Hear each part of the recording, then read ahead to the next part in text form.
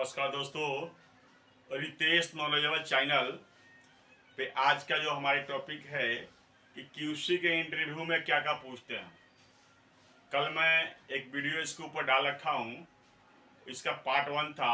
हालांकि क्वालिटी जो विषय है ये बहुत लंबा विषय है और इसको कवर करना एक वीडियो में सक्षम नहीं है। मैं केवल क्यूसी इंटरव्यू में जो महत्वपूर्ण क्वेश्चन होंगे उनको मैं छांट छांट कर आपके पास लाने का प्रयास कर रहा हूं कि जो लड़के चेकर हैं, मेजरमेंट चेकर हैं, फाइनल चेकर हैं और ये फाइनल चेकर हैं, वो अगर क्यूसी बनना चाहते हैं तो उनको ये वीडियो काफ़ी महत्वपूर्ण साबित होगा और उनकी तैयारी हो जाएगा। और वो मैं चाहता हूँ कि अगर वो मेरी वीडियो को देख रहे हैं तो एक कम से कम एक नोट्स तैयार कर लें, वीडियो बाय वीडियो। जो क्यूसी इंटरव्यू पर मैं वीडियो बना रहा हूँ उसको एक नोट्स तैयार कर लें और उसके हिसाब से अपना तैयारी करें। मैं गारंटी लेता हूँ कि वो इसी सीजन में कहीं ना कहीं क्यूसी में उनका सिलेक्शन हो जाएगा। तो सबसे पहले इसे मान लीजिए, कल तो मैं 10 क्वेश्चन कवर किया था, आज के वीडियो में फिर मैं 10 क्वेश्चन कवर करूंगा। तो एक क्वेश्चन आपके सामने हो सकता है कि गारमेंट्स क्या है। तो इसका जो जवाब होगा कि garments is the piece of clothing. इसका जवाब आप ऐसे देख सकते हो, गारमेंट्स जो है जो कपड़े का एक पीस होता है। Garments is the piece of clothing, ये इसका आंसर होगा। उसके ग्रेडिंग क्या होता है, ग्रेडिंग शीट नहीं, ग्रेडिंग क्या होता है। तो ग्रेडिंग क्या होता है, इसका जवाब होगा आपका कि जो बायर का स्पेसिफिक शीट होता है उसमें एक साइज से दूसरे साइज जाने में जो अंतर होता है, जैसे एक साइज से दूसरे साइज में हो जाओगे, जैसे चेस्ट के मेजरमेंट में, बॉटम के मेजरमेंट में, स्लीव लेंथ के मेजरमेंट में, नेक विड्थ में, बेस साइज से एक ग्रेडिंग जो भी होता है वो बेस साइज से होता है।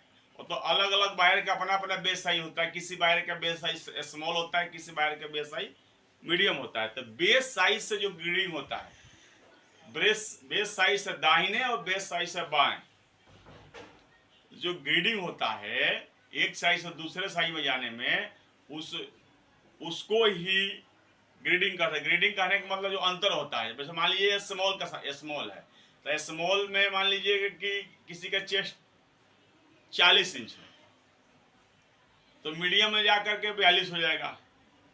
तो स्मॉल से मीडियम जाने में 2 इंच का जो ग्रेडिंग जो बढ़ रहा है, मीडियम साइज बढ़ेगा और एक्स्ट्रा स्मॉल जाइएगा तो 38 हो जाएगा। तो जो 2 इंच का जो 2 घट रहा है, बढ़ रहा है, इसी को ग्रेडिंग कहते हैं। तो बेस साइज से दाहिने और बाएं जाने पर जो मेजरमेंट घटेगा बढ़ेगा, वही ग्रेडिंग होगा। तो इसको ग्रेडिंग कहते हैं। और फिर अगला होगा कि आप क्वालिटी को कंट्रोल कैसे करोगे। अब ये आप क्वालिटी में जा रहे हो तो कहीं पर किसी कंपनी में क्वालिटी के लिए गए हो, तो किसी कंपनी में अगर आप क्वालिटी के लिए गए हो तो उसमें आपसे क्वेश्चन कर देगा कि आप क्वालिटी को कंट्रोल कैसे करोगे। तो आप सवाल ये बहुत ही बढ़िया है और लगभग लोगों से पूछ लिया जाता है कि आप क्वालिटी कंट्रोल कैसे करोगे। तो इसका आंसर होगा कि सर, जो बायर का हमारा एसओपी होगा और जो हमारा डॉक्यूमेंट होगा, जैसे हमारी फाइल हो गई, हमारा टैग पैक हो गया, इसी को अकॉर्डिंग हम अपनी क्वालिटी को कंट्रोल करेंगे। और उसमें जो चीज जिसका कमेंट होगा कि इसको नहीं चलाना है, उसको हम बिल्कुल ही नहीं चलाएंगे, उसको स्टॉप कर देंगे और हाईलाइट करेंगे, उसको बिल्कुल बढ़ने ही नहीं देंगे। तो ऐसे ही सर हम क्वालिटी को कंट्रोल करेंगे। जो वो एसओपी, जो बायर का एसओपी है और जो हमारे डॉक्यूमेंट है, उसी के अनुसार हम अपना क्वालिटी को कंट्रोल करेंगे। अगला क्वेश्चन जो हो आपसे पूछ लेगा कि एसओपी क्या है, एसओपी किसे कहते हैं। तो इसका आंसर होगा स्टैंडर्ड ऑफ ऑपरेटिंग प्रोसीजर। मतलब कि किसी चीज को बनाने से पहले उसका जो स्टैंडर्ड होता है उसको फॉलो किया जाता है। हर एक बायर का इसका अलग अलग होता है एसओपी, हर एक बायर अपना अपना अलग अलग एसओपी रखता है। तो उस एसओपी के अनुसार ही अगर हम लोग काम करेंगे तो क्वालिटी हमारा कंट्रोल होगा। तो एसओपी का फुल फॉर्म होगा स्टैंडर्ड ऑफ ऑपरेटिंग प्रोसीजर। ये अक्सर इंटरव्यू में पूछ लिया जाता है। इसके बाद फिर होगा कि फ्यूजिंग किसे करते हैं। ये जैसे कि फ्यूजिंग है, तो फ्यूजिंग किसे करते हैं। तो फ्यूजिंग किसी भी गारमेंट में, जैसे मान लीजिए फ्यूजिंग जो है किसी भी गारमेंट में, जैसे मान लीजिए शर्ट हो गया, शर्ट में फ्लैकेट हो गया, कॉलर हो गया, चकपट्टी हो गया, उसमें फ्यूजिंग लगाया जाता है। फ्यूजिंग लगाने से क्या होता है, उसका शेप और स्ट्रेंथ, उसको जिस चीज में फ्यूजिंग लगाते हैं, फ्यूजिंग लगाने से शेप भी बढ़ जाता है, उसमें थोड़ा स्ट्रेंथ हो जाती है, कपड़े में मजबूती आ जाती है। तो फ्यूजिंग जो होता है वो उस कपड़े के अंदर चिपकाया जाता है, जिससे उस कपड़े के अंदर मजबूती आ जाए और उसका शेप शकल सही रहे। तो ये फ्यूजिंग जो है किसी भी कपड़े के अंदर लगाया जाता है। इसके बाद अगला क्वेश्चन होगा कि गेज किसे कहते हैं। आप लोग एक्सपोर्ट लाइन में हो या कहीं हो तो गेज सुनने मिलेगा कि गेज किसे कहते हैं। तो इसका जो है गेज, गेज जो होता है, जो सिलाई की जो मार्जिंग होती है, सिलाई की जो मार्जिंग होगी उसको हम लोग गेज कहेंगे। सिलाई की मार्जिंग को गेज कहा जाता है। इसके बाद अगला क्वेश्चन जो होगा आपसे कि कब what is the face of cloth, मतलब कि कपड़े में सीधा और उल्टा पल्ला का पहचान कैसे करोगे।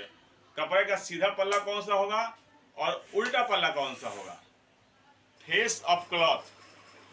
तो इसका जो है कपड़े का जो सीधा पल्ला कौन सा है, उल्टा पल्ला कौन सा है, इसका पहचान कैसे करोगे। तो इसका जो जवाब होगा आपका कि कपड़े का जो सीधा पल्ला होगा वो बिल्कुल समतल होगा और उसमें चमक होगा, कि हल्का सा उसमें शाइनिंग होता है। और जो उल्टा पल्ला होता है वो थोड़ा सा खुरदुरादार होगा और उसमें चमक थोड़ा कम होगा। तो आप ध्यान से देखोगे तो इसको आप बहुत आसानी से पकड़ लोगे कि सीधा पल्ला जो है बिल्कुल समतल होता है और थोड़ा सा उसमें चमक होता है और थोड़ा सा चिकना सा रहेगा, और उल्टा पल्ला जो है वो थोड़ा खुरदुरा होगा और उतना चमक नहीं रहेगी। तो ये आप इसका जवाब ऐसे दे सकते हो कि इसका सीधा पल्ला जो है थोड़ा समतल होगा, उसमें चमक होगा, उल्टा पल्ला में सीधा नहीं रहेगा, उसमें चमक नहीं रहेगी।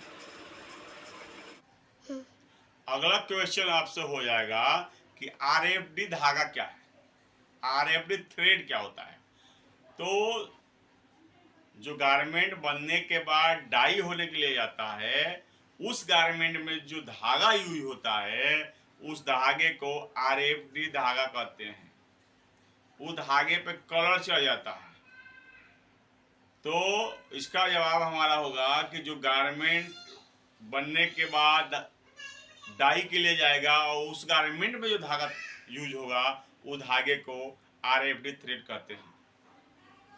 इसके बाद अगला क्वेश्चन आपसे हो जाएगा कि डीएचयू क्या है।